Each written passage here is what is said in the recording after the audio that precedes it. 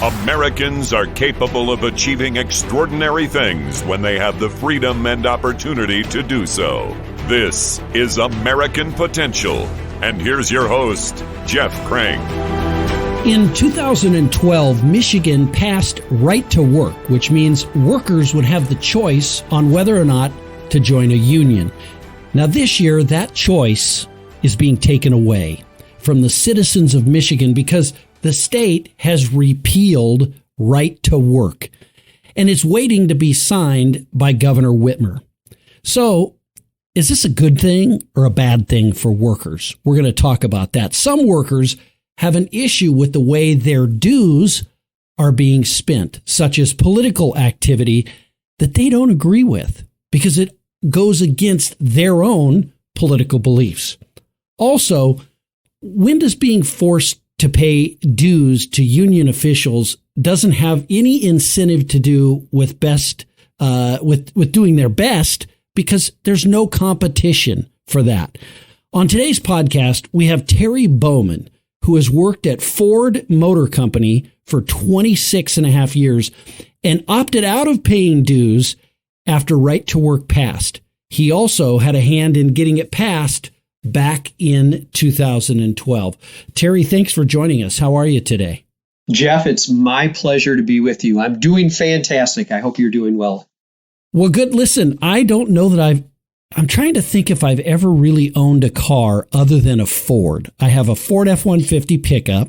My wife has a Ford Explorer. I have a Ford Expedition. My daughter has a Ford Escape. Is that good enough for you? Well, I think that is fantastic. In fact, my father worked for Ford. I have aunts and uncles that work for Ford. I have cousins that work for Ford. My whole family's relationship and loyalty with Ford Motor Company goes deep, and it goes really far back. And trust me, I love to hear what you're saying. Yeah. No, so how did you end up working for Ford? Well, it's interesting. Before I went to work for Ford when I was 31 years old, before that, I was actually in the banking industry, and I was a bank loan officer. And I remember the year before I had the opportunity to go work, a person came in and applied for a loan to buy a $120,000 boat, and he wanted to borrow $90,000 on this boat. So I had to tell him what he needed to bring to me in order to apply for the loan. Part of that was his last 2 years' tax returns. Now, being in Southeast Michigan here, I had given plenty of loans to auto workers in the past, and I knew how much they made back then. Well, this guy totally blew me away. He laid down his tax returns, and he was making close to $130,000 a year, and this is back in 1995. And wow. His job description? He was a cleaner for Ford. He was somebody who went around and cleaned up the area, and it completely changed my whole worldview at that moment. About 6 months after that happened, I had the opportunity to go work for Ford like the rest of my family, and my mind immediately went back to this gentleman, and I said, you know what? Yes, I think I want to go to work for Ford. Well, that makes sense. That'll make a believer out of you when you see those tax returns and they're doing that. So what have you done while working at Ford? Tell me the different jobs. I mean, what do you do now for them? Sure. Well, when I hired in back in 1996, I hired right on the assembly line. It was a complete culture shock to the professional type of atmosphere I was used to, the suit and tie, the customer service type of culture that I was used to working at the bank. When I showed up for orientation and I see guys, dressed in T-shirts and shorts and with a ball cap on their head without shaving for a couple days, it was a total culture shock to me when I went to work for Ford. But, very soon I joined in and I became just one of the guys that were working on the line. I enjoy my job even to this day. I love putting America on wheels. I love the fact that we are building a product that's helping people in their daily lives throughout the United States and beyond. So I love my job. Unfortunately, though, it comes with the fact that I had to join the union when I was hired in. a union that unfortunately is involved in political and social agendas that I disagreed with right from the beginning. But I was a newbie. I had no idea, no clue. And of course, I was never told by either the union or the company HR office that I actually had an option back then to exercise what's called my Beck rights, which meant that I could withdraw my membership out of the union and just pay a percentage of union dues that the union decides is the fair market value of what they actually spend on representational activities. So Right. nobody told me that. So I went years and years and years paying my union dues, getting angry at the fact that my union kept supporting not only candidates that I believed, and maybe I should say I knew their policies were hurting job creation, job growth, not only here in the state of Michigan, but around the United States, but also involved in so much social agenda activity as well, getting involved in issues that had nothing to do with the auto industry, that had nothing to do with representing me in the realms of the workplace. And so you get so angry that at a certain point, back in late 2009, I had had enough after I saw my union come out with a newsletter that said healthcare reform, what would Jesus do?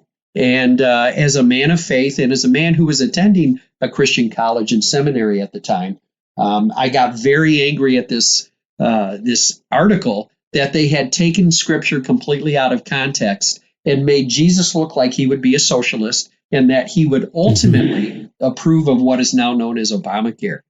So at that point, my whole activism started, and I started organizing conservatives within the unions, and we started fighting back against the political activity that unions spend so much of dues money on.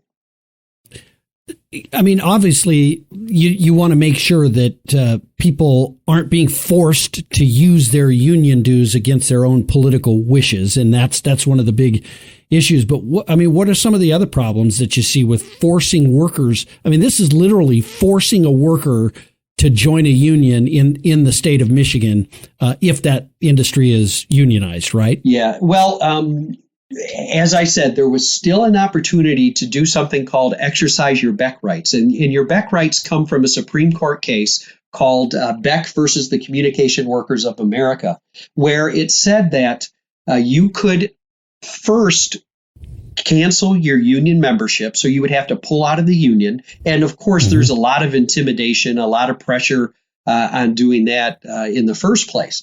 But then you could just pay a part of the percentage of the full union dues that the union decides is what the value is that they give you for their representational activities. They take away what they say they spend on political activity.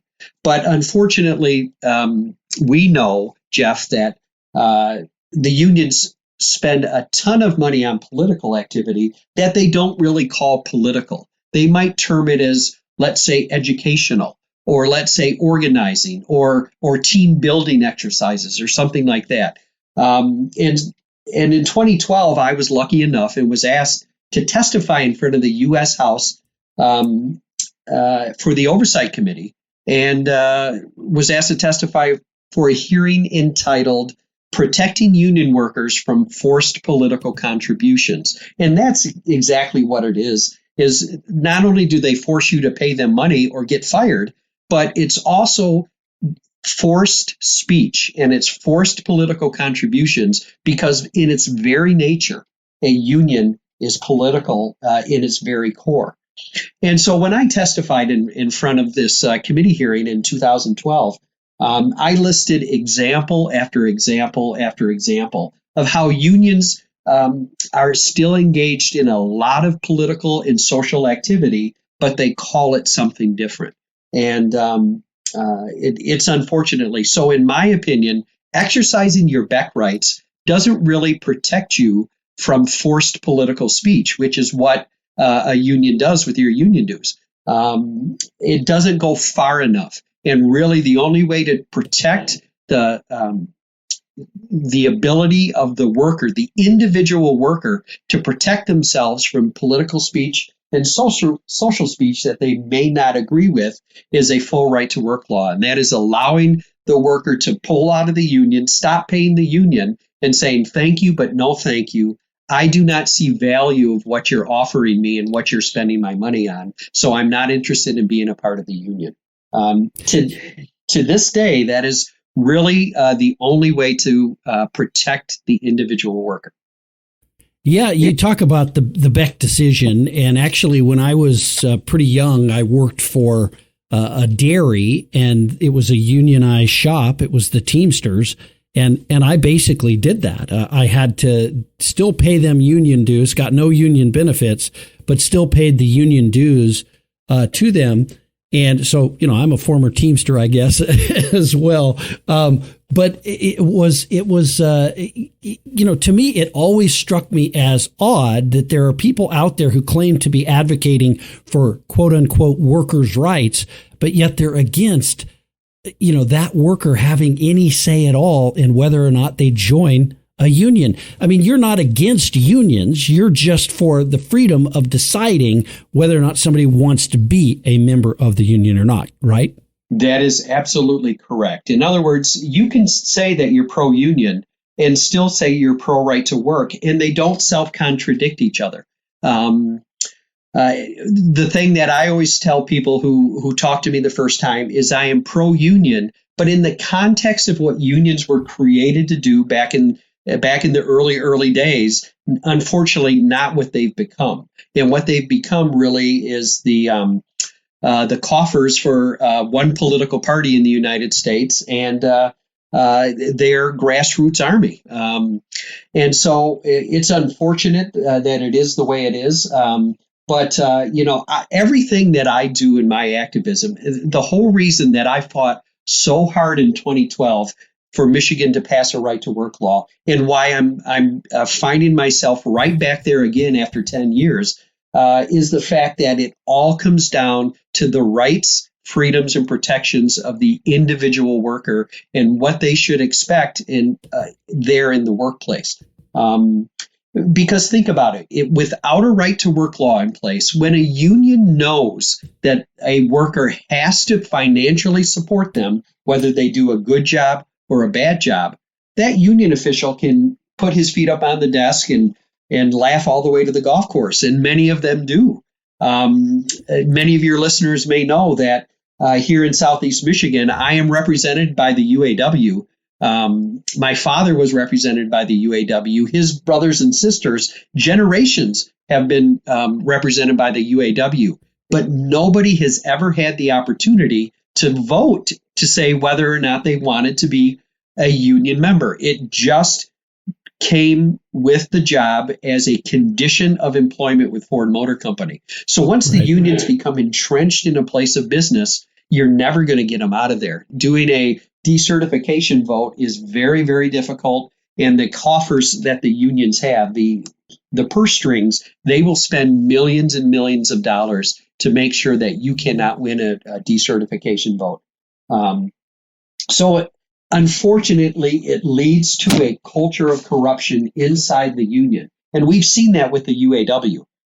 The UAW is just now coming off about a 7-year federal corruption trial where we saw 2 past presidents of the union, along with countless others, being thrown into prison because of the culture of corruption that is unfortunately a part of a union when they are not answerable or accountable to the membership. And that's exactly what right to work means to me.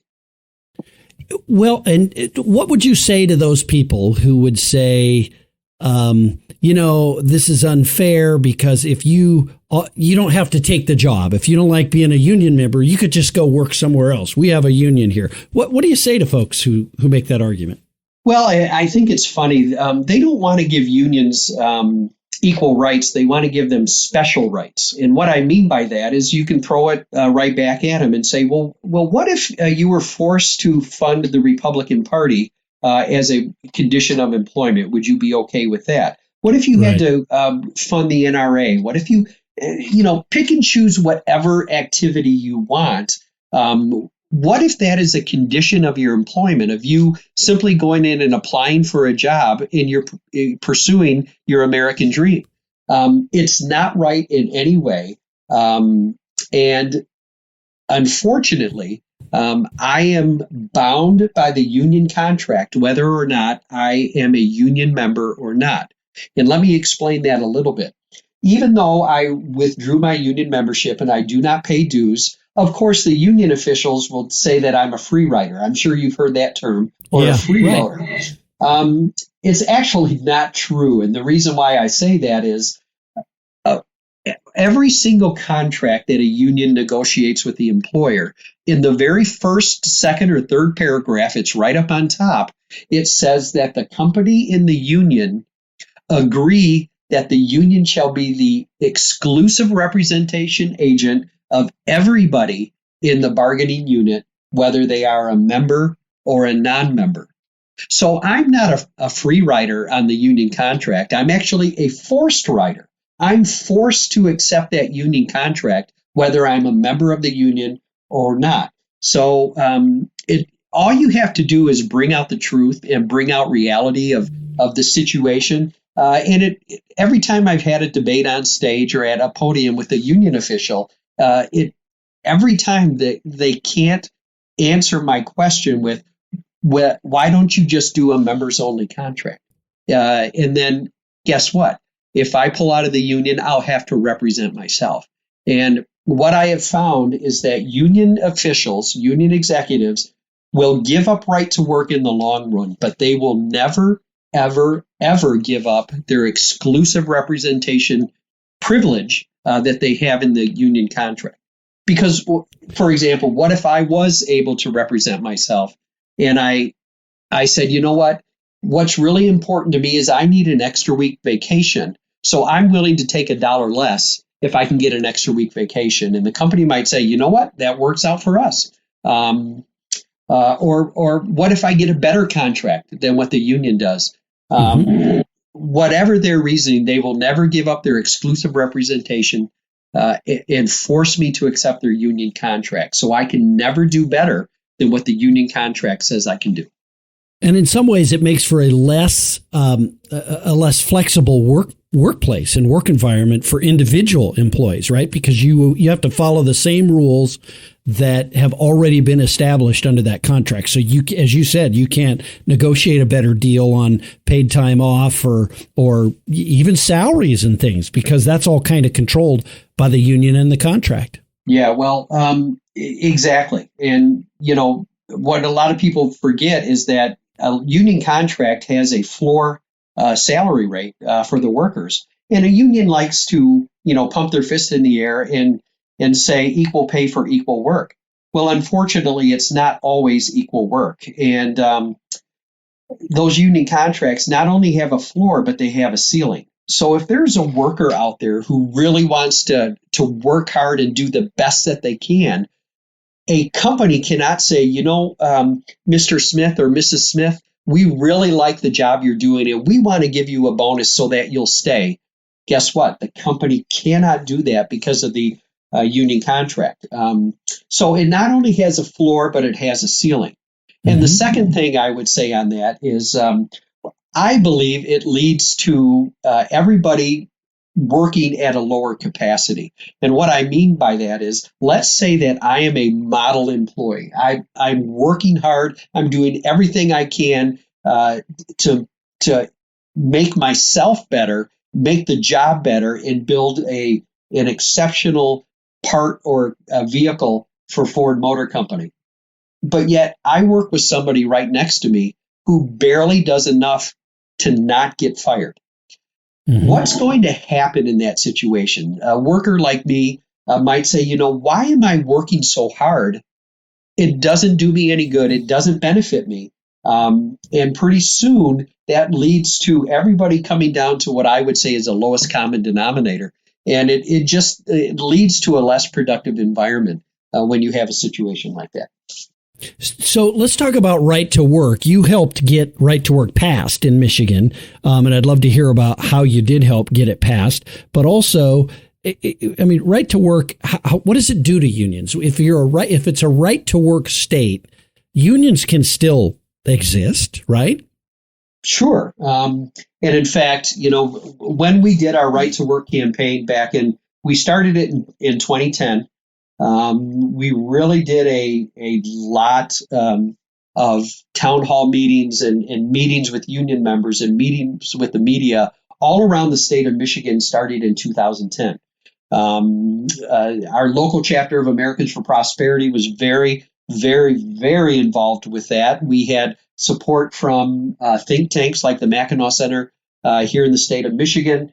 Of course, the National Right to Work Committee is involved in a right to work campaign as well. And it's all about getting the truth and reality out over and above the talking points of what union officials will say that right to work does. Now, you mentioned that it still allows unions to exist.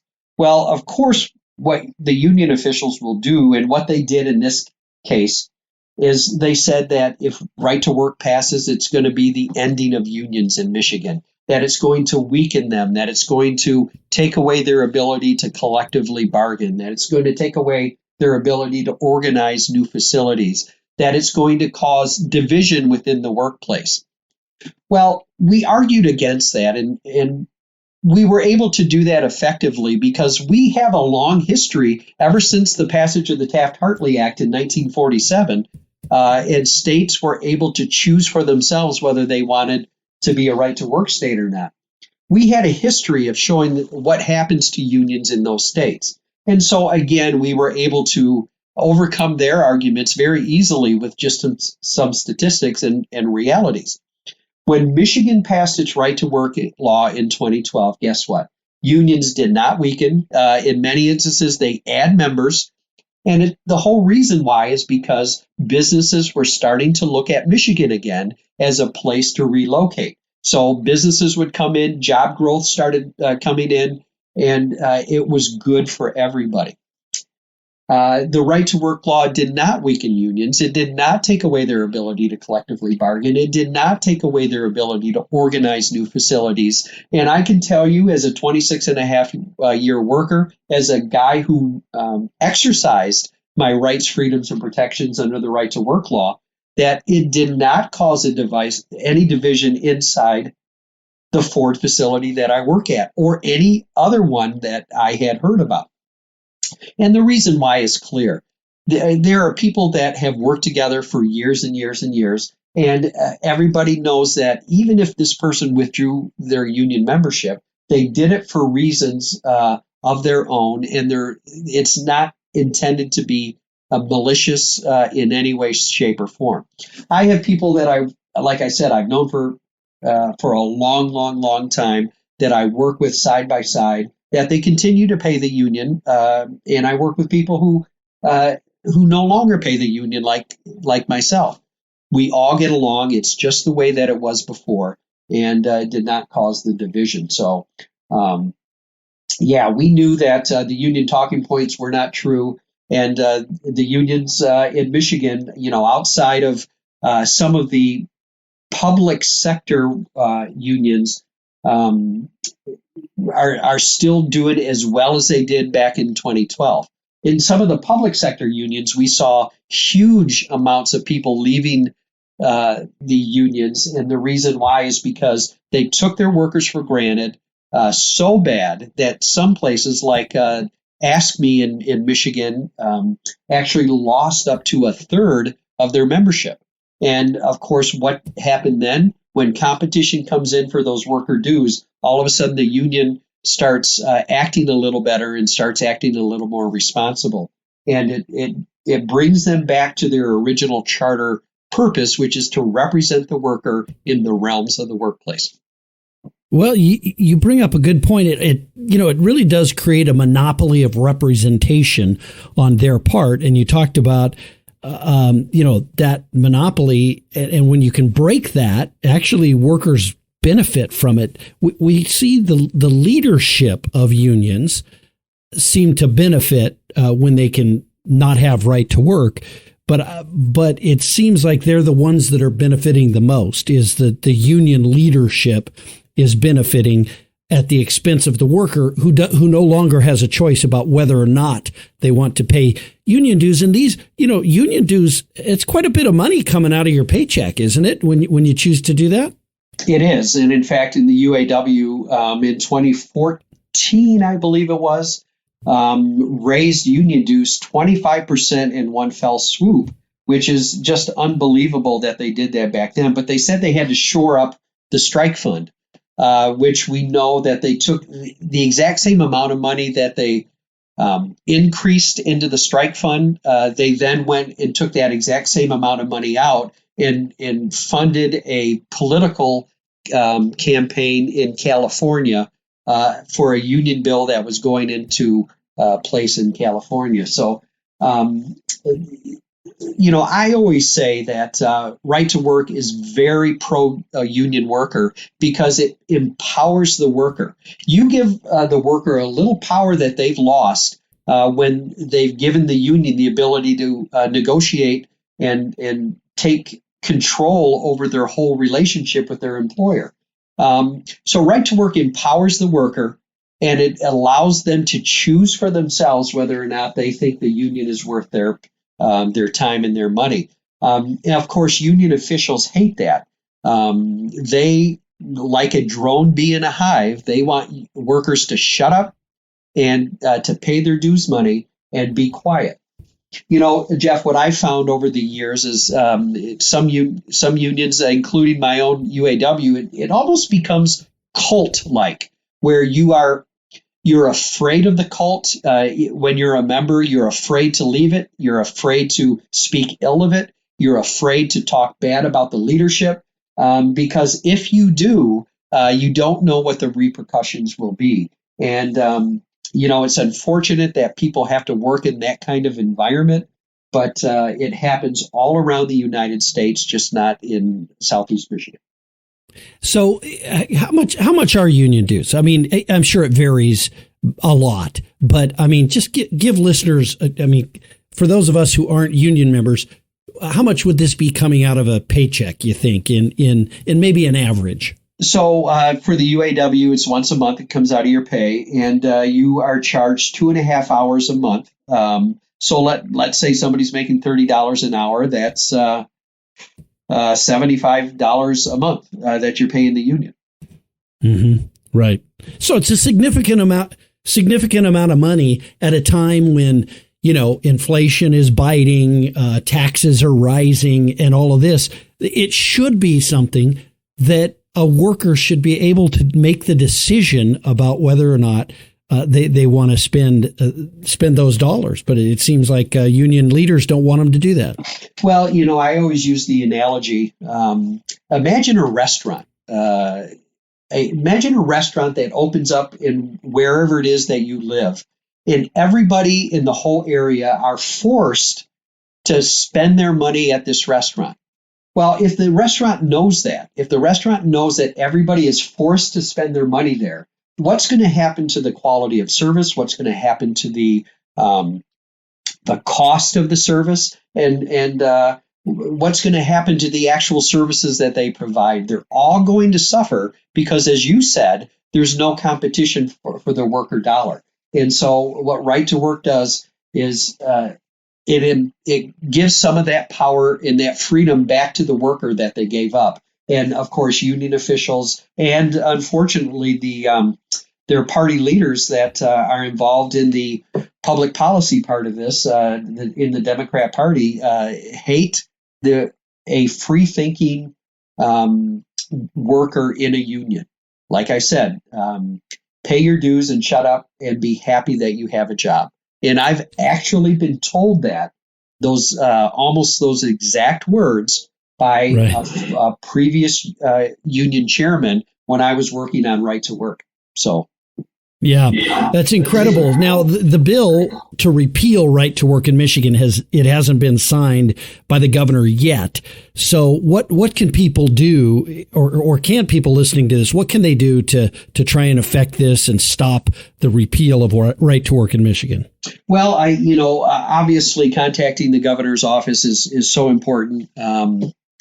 We know that we've spent a lot of money on polling in the state of Michigan. We know that by more than a 2-to-1 margin, citizens of the state of Michigan do agree with the right to work law. When you ask them simply, do you think an individual worker should have the ability to choose for themselves whether or not to join and pay dues to a union? The answer is overwhelmingly by the citizens of Michigan that the answer is yes. But it even goes further. In union households, it is actually about 2-to-1 in union households believe that a worker should have the ability to choose for themselves.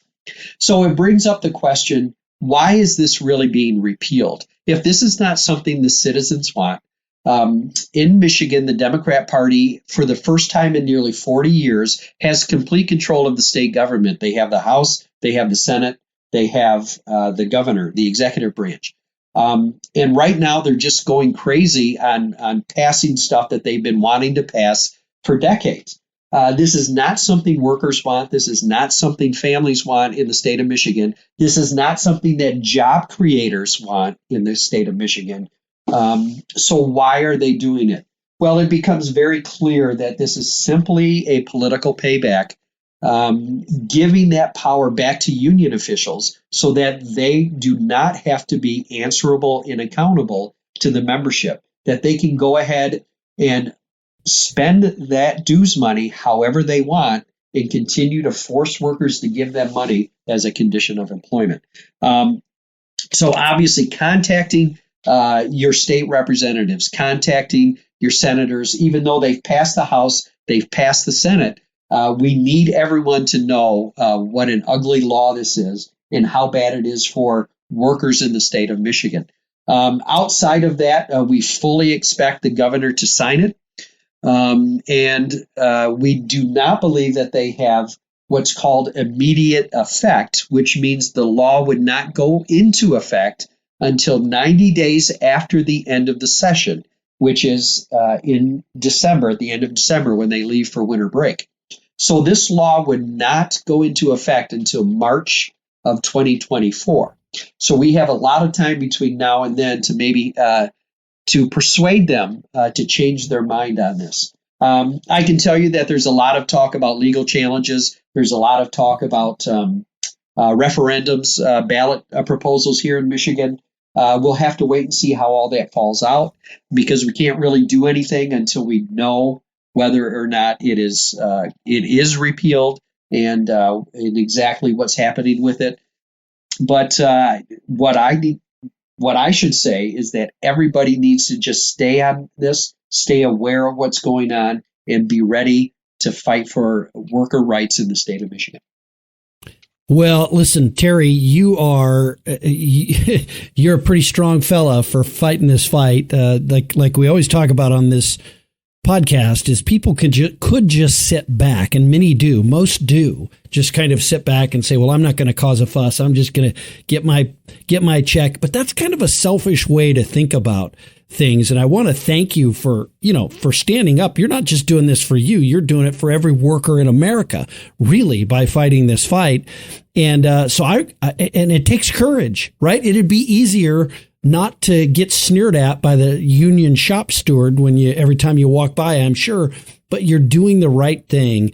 And I really want to thank you for all the great work that you're doing on that. Well, Jeff, thank you for that. As a man of faith and I'm very, very strong in my faith. And, I always say that, damn the consequences. You've got to do what's best.